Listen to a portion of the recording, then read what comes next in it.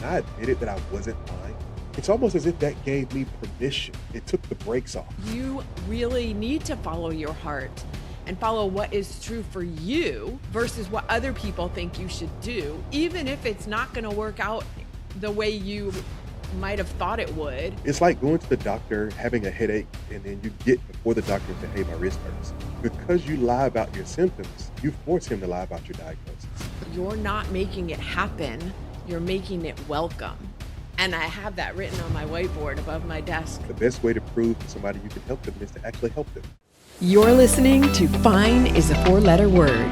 I'm your host, Lori Saitz. This show exists because fine is a lie leaders tell themselves. And it costs them their people, their culture, and their impact. Every episode, a leader gets honest about what it really takes to lead with empathy, vulnerability, gratitude, and courage. I trust something in this conversation will stay with you. So let's get into it. Hello and welcome to Fine is a Four-Letter Word. My guest today is Henry Tolbert. Welcome to the show, Henry. Hey, thank you for having me. I'm excited to be here. I am excited to have you. And I know this isn't like necessarily a giant award, but I've never had anybody on my show named Henry. My nephew's name is Henry. And so, we have a connection. Absolutely. It is one of those names that it feels like it was really popular maybe, 4 or 5 decades ago, like a long, long time ago. And you don't see it as much. So I get that a lot. No, but it made a comeback. So my nephew's going to be 16. He's 16 now. And there are a lot of kids his age who have the name Henry. Okay. Well, it's a cycle. I remember when my brother told me he was going to name him Henry, and I was like, what? Really? And now it's made a resurgence. It does. You see that a lot. You see some of the names that, our grandparents and great grandparents had. Yeah. All of a sudden, they start coming back around and things of that nature. So, Henrys are making a comeback. There you go. Yes, absolutely. Just like, fashion, lots of things in cultures, they're cyclical. And then the new generation thinks it's all new. Right. They think they invented it, is what they think. Like, oh, I created something new and trendy. And it's like, well, not really. Well, speaking of generational things, what were the values and beliefs that you were raised with? Yeah. That contribute to you becoming who you are? Man, there are so many. I often summarize my experience into two kind of categories, faith and football. I'm here from the South, Birmingham, Alabama, where I was born and raised. I come from a family with a very, very strong faith background. I mean, I have probably about 12 or 13 pastors in my family. I've got musicians. My mom was the church musician. She played the piano and organ at our church. So I grew up with that a whole lot. So faith was a huge part of kind of my grounding, my upbringing. Started from a very, very young child all the way up into my adult life.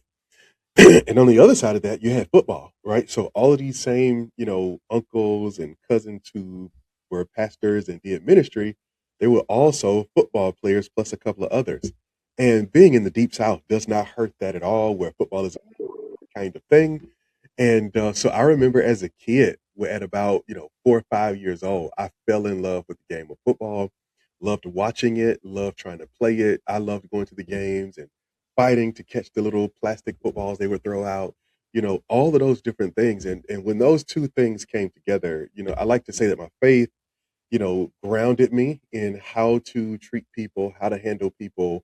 Because that's really the biggest thing one of the biggest things I walked away with from, just that faith experience is just the value of how you handle people, understanding so much of what the Bible teaches, what God taught us was about how we engage with other people. And then football just gave me the tenacity, the work ethic, this idea that nothing will be given to you, this idea that if you earn it, you have a really great chance of achieving your goals. And again, working together as a team is how we actually get stuff done. So faith and football were the core of kind of really what made That kind of sums up, like you said, life in the South.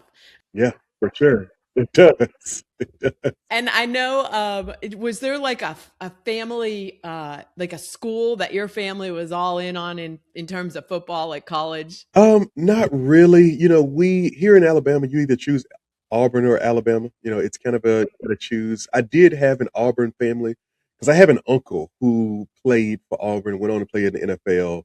So by default, our family, for the most part, kind of became an Auburn family. I tended to be a dissenter, and so I went more towards Alabama, and I was a fan there.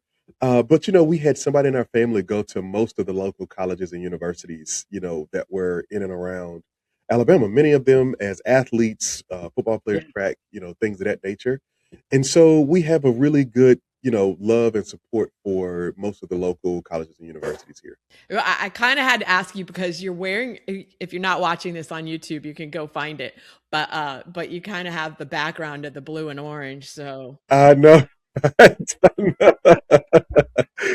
Orange and gray happened to be the brand colors of our business once we built it.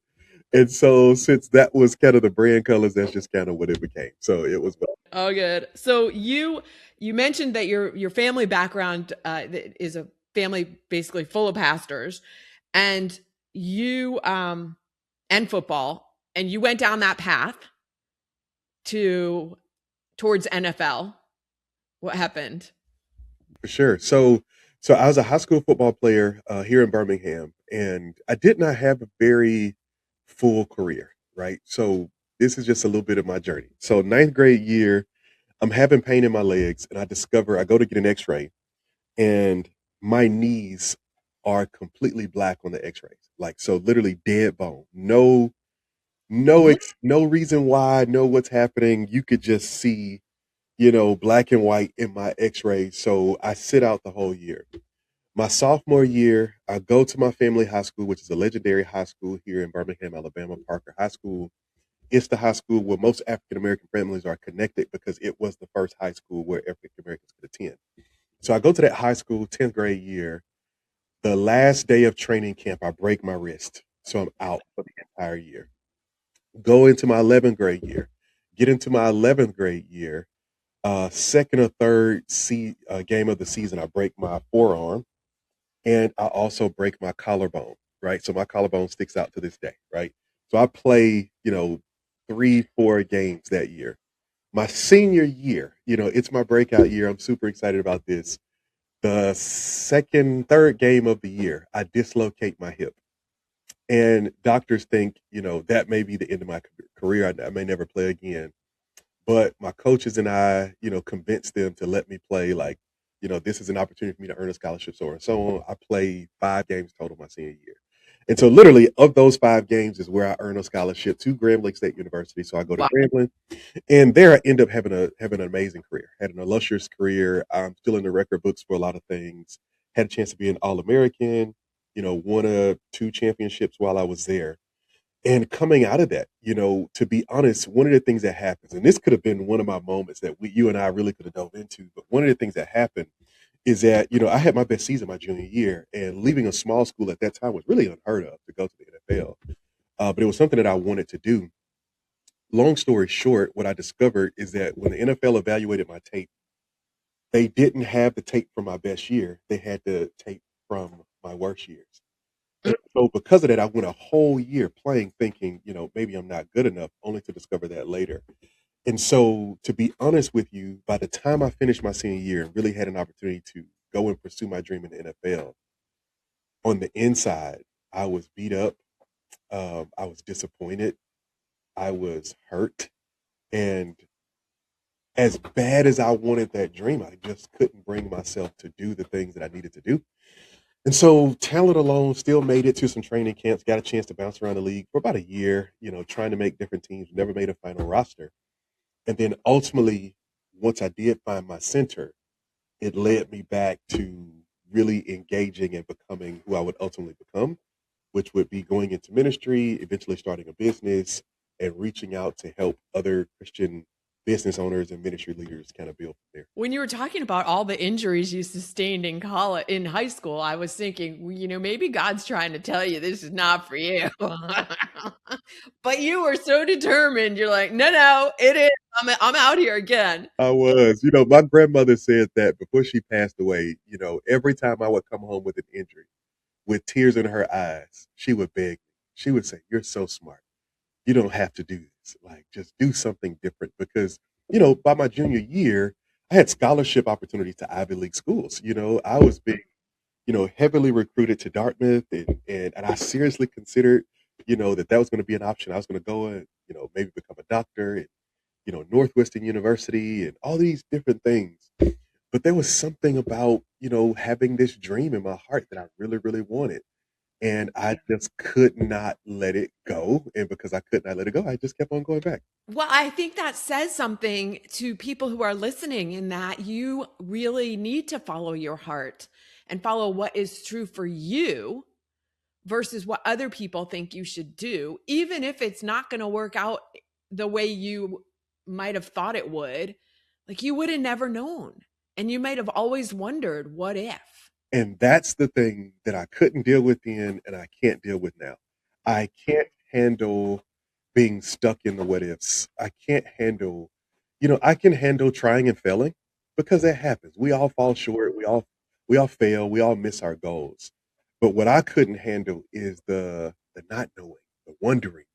What if I had given it a shot? What if I'd actually said something? What if I'd, done this? What if I'd spoken to that person? What if I just asked? What if, what if, what if? And eventually I ended up where I believe God wanted me to be. But the journey was so valuable. The days I had and the relationships I made and the things that have, I met my wife in college. If I give up on that dream, I look at my wife and my four daughters every day and I go, you know what? I wouldn't have them if I didn't keep going. I may have had something else, but I wouldn't have this that I love. And so I think, so many things are on the other side of just trying. So many great things in life on the other side of just giving it a shot, giving it your best, and then watching how things play out. Yeah. So you mentioned you did come back and go into the ministry, but that turned out to not be exactly where you were supposed to be either. Say a little bit about that journey and how you lost your sense of purpose. Yeah, for sure. So the way I got to ministry is really connected to football as well. So I was playing arena football. This is like toward the end of that journey and that career, and I'm making that one last push to step into what I want to do. And I'm playing arena football, and I start a Bible study with a teammate from I think he's from Nebraska. And we start a Bible study together. It starts out as he and I just kind of studying together. And then eventually it transitions to, we have the whole team coming. And so we're having these Bible studies, once a week. An arena team, I think, was 22 people. We had 20 or 21 of those players who were actually coming of their own free will. And so one day I go down for the Bible study. Say the Bible study is at noon. I walk down at about, 11:55, and there are like 10 guys already in the room, which is completely unheard of. They all get there late, right? And I walk in, they're sitting in a circle.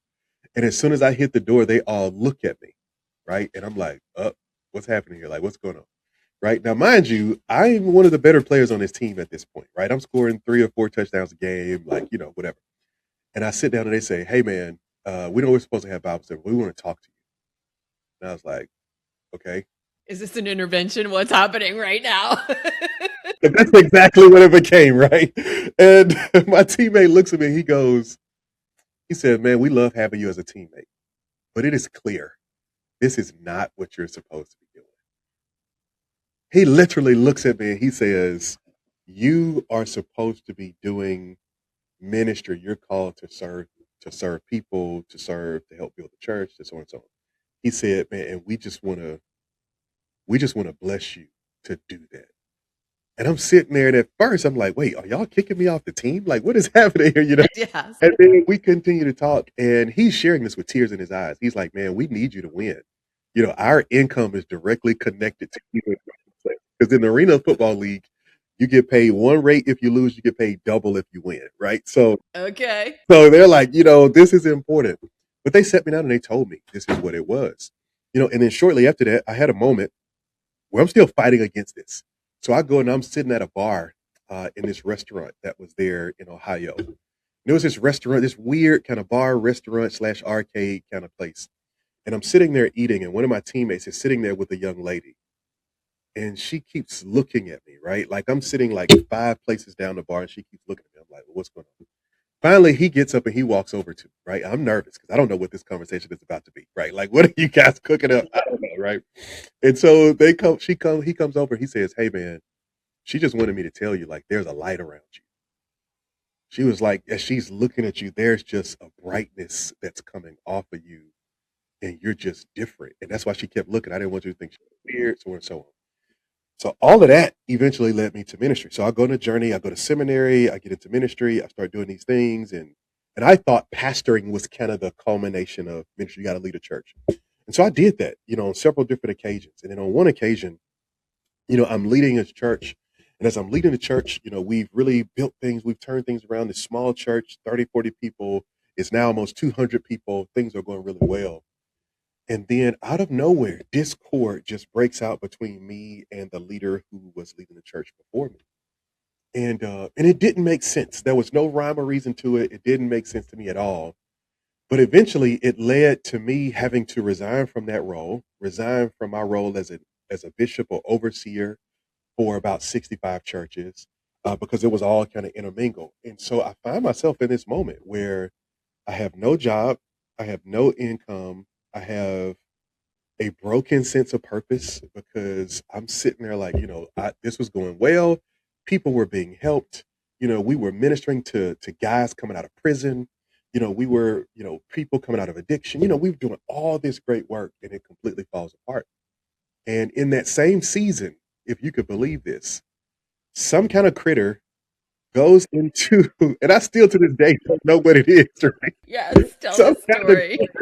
it literally, we go out and we look, and they're jumping from, because we lived in a house like right on a lake, and they're jumping off the tree to our roof, going into the house, and they start chewing water lines. And so one day I'm sitting in the garage and water starts dripping everywhere. And eventually it led to us having to gut the whole first floor, right? So take out all the sheetrock, turn off all the water, turn off all the plumbing, turn off everything. All of this stuff is there. And when that happens, we're displaced from our home for about 6 weeks. I mean, hotels, Airbnbs, you name it. And you already had the 4 kids at this And point. I already had the 4 daughters. So all of you. Okay. Okay, so my wife and 4 girls. And so at one point we're in a hotel room with 6 of us, and we're trying to make it work and we're trying to put it together. And it was just one of the hardest times of our lives. And the thing that really brought that season to a turn for me is that there's one day where we're coming to the end of our insurance policy that covers, all of this kind of stuff. And we're like, okay, what are we going to do for dinner? We've been spending all this money eating out, so on. And so I'm out back at the fire pit, just kind of grilling hot dogs. I have a picture of it, and I remember sitting there and saying, like, this next season has to be different. If I'm gonna do this, I have to go all in on who I really am. Right? I've been trying to be a pastor. I try to be a football player. I'm trying to be this, and who I am is some really crazy kind of unique mix of the two. And in that moment, I said things have to change. And that night, sitting around that fire pit with tears in my eyes, was really the breaking point that really changed my life. What do you think was the impetus? Because a lot of people could say they've sat around a fire pit and said something about this season of my life has to change. Like lots of people want the next season to be different, but it never does become. You know, one of the big things of that season for me, one of the big lessons of that season, was that I realized how much of my life was contingent upon the decisions of others. Mm. In my role at that church, my role was contingent upon, to a degree, upon the support of the person who brought me in. Even living in that house, we were renting that house.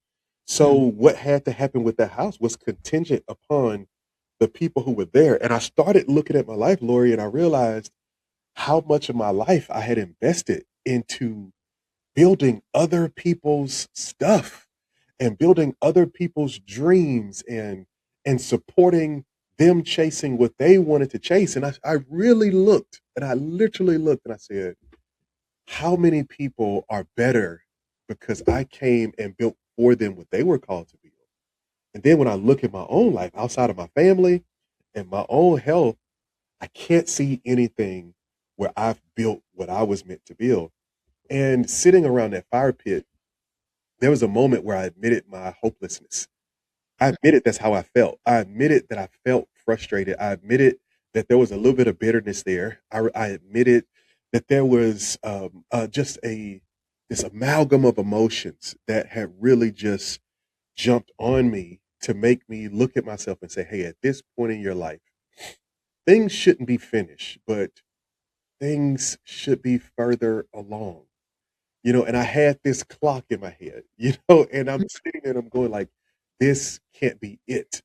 I'm approaching 40 at this point. I'm a couple of years away. I'm only 42 now, but then like we discovered in our conversation, I'm thinking this was like 5, 6 years ago. This is like 3 years ago, and I'm sitting and I'm going like, man, I can't go into this next phase of my life and things stay the same. And when I admitted, to use your language, Lori, when I admitted that I wasn't fine, when I admitted that I wasn't okay with where things were, when I admitted that I was not only was I not happy, I was disappointed and I was hurt by where I was right now. It's almost as if that gave me permission. It took the brakes off and it gave me permission to say, okay, if you're not happy, you're not fine with this, you have the freedom to go and pursue something else. It seems like getting to that point where you're being honest with yourself as to where you are and to your feelings about it was the I don't know, the thing that you needed to do to be able to move forward. Like a lot of times people are just like, I'm unhappy. But I don't know what I want to do, but like they don't really give themselves an honest assessment Hmm. of where they are. Yeah. And maybe that's a key. Yeah, for sure. I'll say this two things. One is I think sometimes as people of faith, we're really good at sweeping stuff under the rug. We're really good at just putting things on God and putting things on, whatever's meant to be will be. We're really good at doing that. It's a coping mechanism that we learn to pick up. And I was very, I was the best among them. I'm a total optimist. I'm always glass half full. And so, but what that does sometimes is that it causes you to ignore the reality of why is half the glass missing. It causes you to kind of miss out, on what's really happening there. And then too, the other thing I'll say is that coming to that point, I'm sitting there and I have something in my heart this whole time that I felt like I should have been pursuing. Many other people and leaders and mentors had confirmed in me over and over again that I should pursue it. That it was who I was called to be. It was what I was called to do. Like I had that over and over again. But this was that final moment, that final point of failure, I feel is what gave me the courage to say, well, hey, look, if building other people's things isn't going to take me where I'm trying to go, why not give it a shot building your own? Why not give it a shot trying to build something for yourself that will really make a difference? And once I came to that point where I stopped faking it, and I was willing to get real with myself, then I could really get there. It's like going to the doctor, having a headache, and then you get before the doctor and say, hey, my wrist hurts. And what ends up happening, because you lie about your symptoms, you force him to lie about your diagnosis. And some of us, that's what we do. We're really good at lying about our symptoms. We're really good at hiding what we're really dealing with. And as a result, it's harder to get to the answers we really need because we're pursuing a lie instead of pursuing the truth. That's a great analogy. Yeah. Um, and I have in my notes from our first conversation that you said something to the effect of it was time to not believe the lie that you were fine. Yeah, absolutely. because we do that. We tell ourselves, "Oh, it's okay. It's going to be all right. Just keep on waking up. The day is going to break through tomorrow." And we tell that stuff to tell us ourselves that stuff to try to keep us motivated. And it's okay to tell yourself that, but it's not okay to force yourself to ignore what you really see in front of There needs to be some kind of balance because I do believe that we can't force things to happen. We can take the actions and but we can't force the result. you. Correct. And so I think that's where what you're talking about in terms of like believing and having faith that things are working out for our highest and best good. And at the same time, taking the actions that we've been called to take, but still like you could make 100 phone calls to 100 prospects, for example. And that's your action. That's the action you could take, but you can't be responsible for whether they pick up the phone or they hire you, or that part is beyond our control. Absolutely. And I think, that is such a key point. And that is a point of failure that I really had to break through.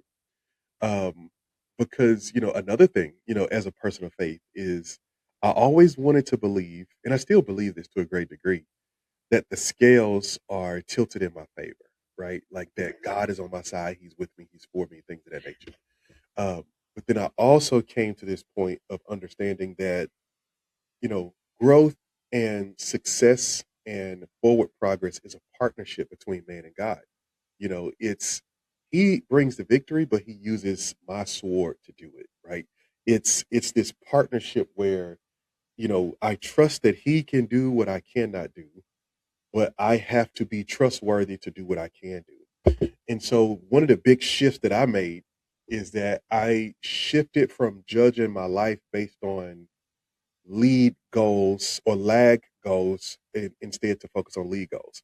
And so what I mean by that is instead of gauging my life by the outcomes that I wanted to see, I started gauging my life by the inputs that I wanted to make, by the deposits that I wanted to make. And so even in my business, I don't say, "Hey, I need 10 clients today."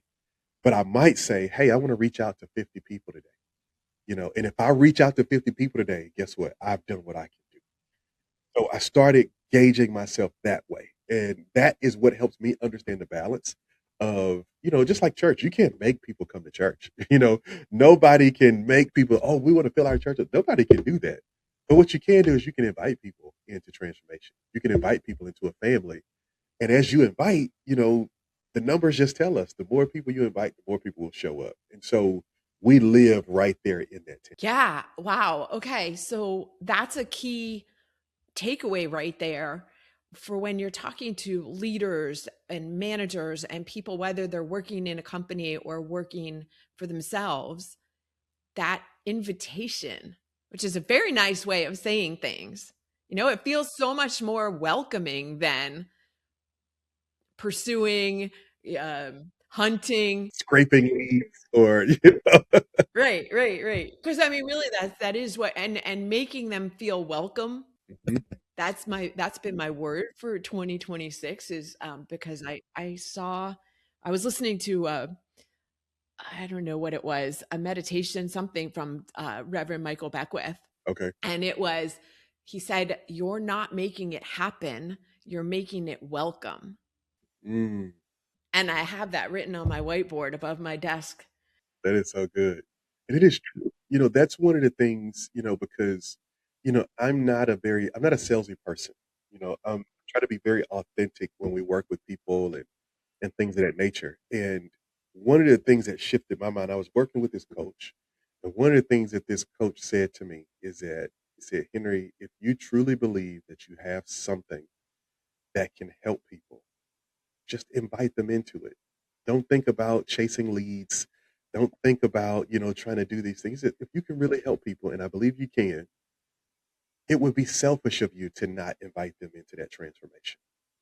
And when he said that to me, it was the simplest thing in the world, but it led to such a breakthrough because I'm sitting there and now every conversation is, "Hey, I think you'd be a great fit. I'd love to invite you to be a part of this." Right. And I can do that without pressure. I can do that without pulling teeth, without feeling like I'm being forceful. It's just, hey, if what you're pursuing and what I'm pursuing are the same, I'm inviting you into a partnership. If I can invite you into that partnership, if I can invite you into that journey and it fits, then let's walk together. And it just makes it so much easier for me to identify those people who are a great fit to work with. Yeah, and such a much more powerful way for both parties to feel good about what they're stepping into. And again, bringing it back to like people who are working in corporate, like inviting your workforce to catch this vision, to become part of this mission, inviting them to, not mandating them to. Inviting. And I learned this, when I was on my journey for discovery and figuring out who I was, I went to grad school and I received a master's degree in pastoral counseling. And one of the things that I learned in, pursuit of that education is that the most lasting transformation is not one that you force on people, but it's one that you lead them into.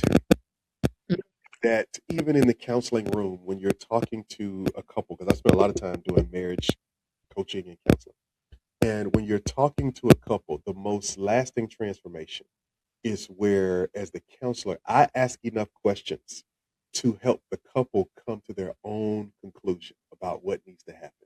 Because when they come to that conclusion, guess what? They own the action, they own the activity, they own it. And I can tell you this as a business owner. People that I hounded and begged to work with and to come in, they often turned out to be the absolute worst clients that I ever had. Like, some of them, and some of them were the cheapest ones in the sense of, what they were buying and they turned out to be the worst fits ever. But it's those people who found me, people who were following me on social media for 3 years silently. And then year four, they say, okay, look, I finally got to do this. People who came chasing, they sent me a DM first and they came and said, hey, I want to do this. Those people, some of those people turned out to be the absolute best. And so I think living from a posture of invitation, I think creates more friends and it creates more of a relationship than just a transaction. And it speaks to the importance of consistently staying in touch or staying in front of people. Because you just mentioned like they were following you on social. So you were constantly putting out messages and consistently. So they had something to see. So they had an ability to see who you were and to buy into you. Yes. Yep, that made a huge difference. One of the coaches that I worked with a couple of years ago, I was talking to him and I said, man, I want to build this faceless brand. I want to help people. I want to help business owners. I want to help church. I want to help everybody, but I want it to be faceless. And, and we talked and he just kind of went past it. And he came back later. He said, Henry, he said, let me tell you something. He said, your brain, he said, with that smile, you need to be on video as much as possible. Right. And I was like, well, I really don't like listening to myself talk. I don't like seeing myself talk. He's like, listen to me. He said, you need to be on video as much as possible. And so a couple years ago, I took it seriously. And I started living out this principle that I heard that the best way to prove to somebody you can help them is to actually help them. And so, Frank Kern. yeah, there you go. So I started to use that in social media, and I would just be helpful. YouTube, TikTok, Facebook, whatever. And lo and behold, people started engaging. They started commenting. They started coming, and I started to build this kind of audience. And it really came from just doing what I do. Like even today, I was joking with my wife. I told her, I said, I'm a full-time content creator now. And I was joking. But I was saying that because, I earned like $500 or something from Facebook this month. And I earned it just for posting the stuff I was going to post anyway, right? It wasn't anything different, anything new. I'm just posting content consistently and helping people stay on the platform and it's just coming. And so I think there's a great value to when you have something inside of you. Sometimes, especially in the early days, the goal of sharing what you have to share is not about people's response. It's just about your obedience and authenticity to who you are. The first win is being able to look yourself in the mirror and say, I did it. I'm doing it. The first couple of times I went live, really the first year I went live, I would go live and my wife from the bedroom would be the only other person who's watching, and people weren't watching it. And there was so many times I was using a streamer where it shows you how many people are watching. I had to put a sticky note over that number because I didn't want to know how many people were watching. But over time, it's what produced just the courage to just keep on going. Wow. What a great conversation today. Thank you for joining me. Before we go, I have two more questions. One, and you come from the sports world. You got some kind of walk-up song. Absolutely. What's your hype song, Henry? My song is "In the Air Tonight" by Phil Collins. Like, it is an absolute classic, and it was a classic for us as football. Starts off nice and mellow because that's me. When you first meet me, I'm very calm, very nonchalant, and then all of a sudden, out of nowhere, here comes this sick drum solo. And after that sick drum solo, everything just ratchets up a notch. And so that's kind of me. I'm really calm when we meet, very quiet, laid back. And the more comfortable I get with you, then we just kind of wrap it up and we go. So that's my song. I love that. That was not what I was expecting. And I love it. And I hear that drum solo in my head right now. I'll put a link to that in the show notes. And lastly, Henry, if somebody wants to continue this conversation with you, where is the best place for them to find you? Yeah, for sure. So you can find us at mybusinesssystems.com. If you are a business owner or entrepreneur, if you are a ministry leader or a church leader, you can find us at getchurchsystems.com. On both websites, you can find some free resources that we have created over time to be able to help leaders like yourself get clarity. If you're at that point where you're trying to figure out what's next, where you're trying to figure out what's that next step, how do I make the leap to go all in on who I'm called to be, then we've got some resources to help you do it, help you take the next step so that you can be your authentic self and become who you will ultimately. Love it. I will put links to those places in the show notes as well to make it easy for people. Again, thank you so much for joining me today on Fine is a 4-letter word. Absolutely. Thank you for having me.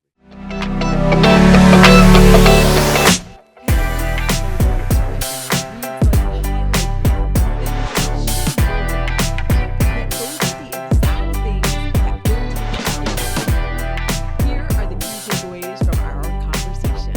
First, sometimes you have to chase the dream even when the injuries keep coming.